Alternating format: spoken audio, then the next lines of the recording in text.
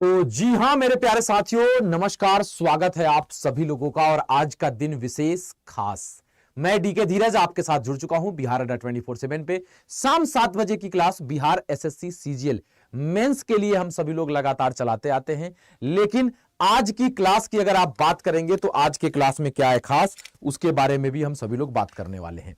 तो चलिए स्टार्ट करते हैं। आज रिजल्ट आया है, खुशी का दिन है।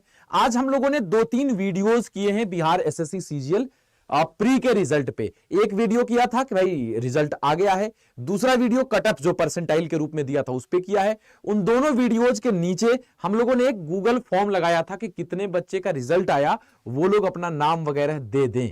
तो जो हमारी उम्मीद थी कि कटअप 110 के आसपास मैक्सिमम जाएगा तो जाएगा, वो उम्मीद पे पानी, उस उम्मीद पे पानी फिर चुका है।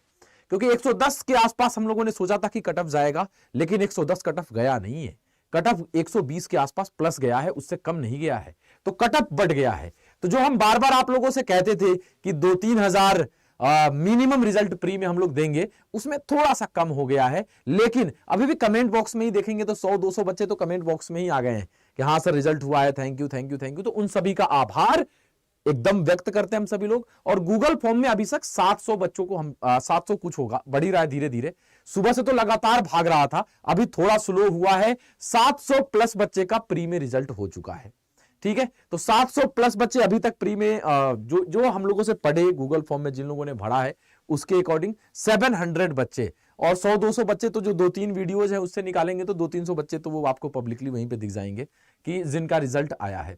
उन सारे बच्चों से कहना चाहेंगे कि अगर आपने गूगल फॉर्म नहीं भरा है तो एक बार जरूर भर दीजिए। इसका रीजन ये है कि एक एग्जैक्ट डेटा हमारे पास आए कि रिजल्ट कितना आया है ना। और मेरे लिए ये ज्यादा उत्साह की बात होती है क्योंकि मैंने मिनिमम 1000 स्टूडेंट प्री सिलेक्टेड का वादा किया हुआ है लोगों से। और पार्टी वगैरह जो चलती है ना कि भाई 1000 प्लस सिलेक्शन दे दूंगा भाई प्री में, तो फिर वो कुछ चलता है, आपस में कंपटीशन चलता है, पॉजिटिव कंपटीशन कि हाँ भाई ये होगा इस बार। तो वो था। तो जिन लोगों ने नहीं भरा है गूगल फॉर्म और सिलेक्टेड है, जरूर गूगल फॉर्म भर देंगे। दूसरी चीज अब हम बात करते हैं यहां पे, ठीक है। अब दूसरी चीज पे आते हैं कि जिन लोगों का सिलेक्शन नहीं हुआ, तो देखो 2 चीजें आपको करनी पड़ेगी, सिलेक्शन हो या सिलेक्शन नहीं हो। अगर आप एग्जाम में पार्टिसिपेट करते हैं तो हां कुछ कमी हो सकता है, आपकी तरफ से रह गई हो जिसके कारण नहीं हुआ हो सिलेक्शन। हो सकता है क्योंकि ये एग्जाम बड़ा विवादास्पद था तो आपको लग सकता है कि सर यहां पे ही कुछ गड़बड़ी रही होगी, उधर से आयोग से ही कुछ गड़बड़ी हुई होगी जिस कारण हमारा नहीं हुआ। तो देखो सुधार किसको हम सकते हैं, उसको सुधारने के लिए वक्त है, वो सुधर रहा है धीरे धीरे। देखो बीपीएससी कितना अच्छा हो गया है, थोड़ा सा टाइम ले सकता है, बिहार एसएससी सुधरेगा, लेकिन उधर वाले पार्ट को सुधारने में थोड़ा सा टाइम लग सकता है। हम अपने आप को सही करेंगे और हिम्मत नहीं हारना है। आपके सामने जो ये डीके भैया खड़ा है, आपको ज्ञान दे रहा है ना, ये खुद कितनी बार फेल किया है।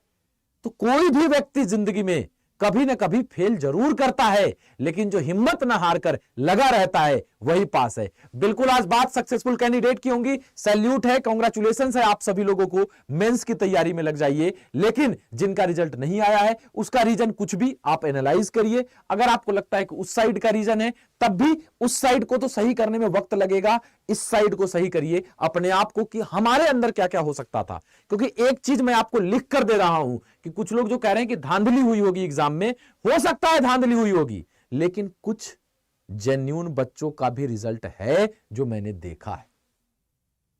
बात समझिएगा, जो हमारे साथ लगातार पढ़ रहे थे। तो ये मैं डिनाई नहीं कर रहा कि भाई क्या, क्योंकि देखो एग्जाम रद्द हुआ, फिर हुआ, लीक हो गया था पेपर, तो इसमें कुछ भी हो सकता है, लेकिन जेन्युइन बच्चों का भी रिजल्ट है। ठीक है, अब बात करते हैं कि भाई आप लोगों के सवाल, सर परसेंटाइल की क्राइटेरिया है, कुछ भी पता नहीं चल रहा है कि कितने नंबर का परसेंटाइल किया है। परसेंटाइल पे एक वीडियो बनवा के मैं डलवा दूंगा कि परसेंटाइल निकलता कैसे है, ठीक है ना, उस पर मैं एक वीडियो बनवा दूंगा। मैंने बोला भी था चंदन सर को, लेकिन एक्चुअली उनके घर में कुछ समस्या आ गई है, इस कारण वो घर चले गए हैं, जिसके कारण वो वीडियो नहीं बन पाया है। मैं कोशिश करूंगा कि कल तक अपलोड करवा दूं।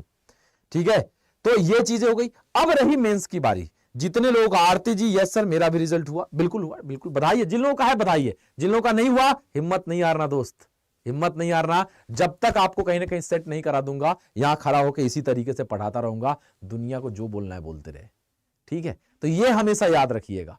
अब सबसे बड़ा सवाल आता है क्या कि जो लोग सेलेक्ट हो गए, अब मेंस का एग्जाम कब तक होगा।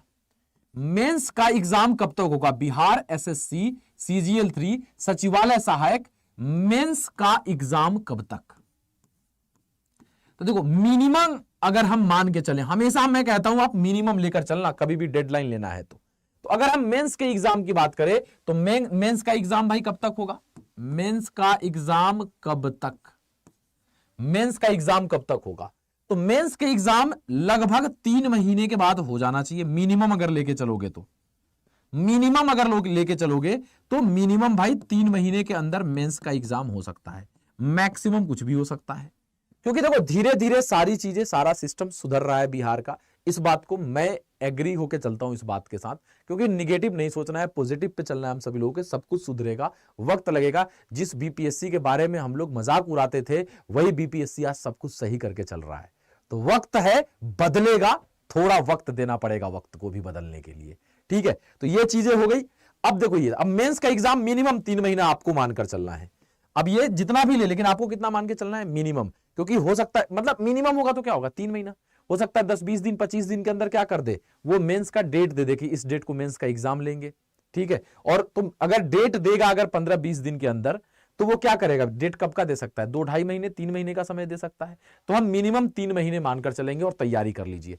क्वेश्चन का लेवल कैसा रहेगा, क्योंकि आपको पता है कि मैथ्स है, रीजनिंग है, ठीक है, जीके जीएस है, आपको पता है जीके जीएस है, साइंस भी रहता है भाई, और इस बार ना आपका लैंग्वेज भी ऐड हो गया है, हिंदी। याद ही आपको मेंस में हिंदी भी आता है। तो ये सारे के सारे सब्जेक्ट हैं आपके, ठीक है।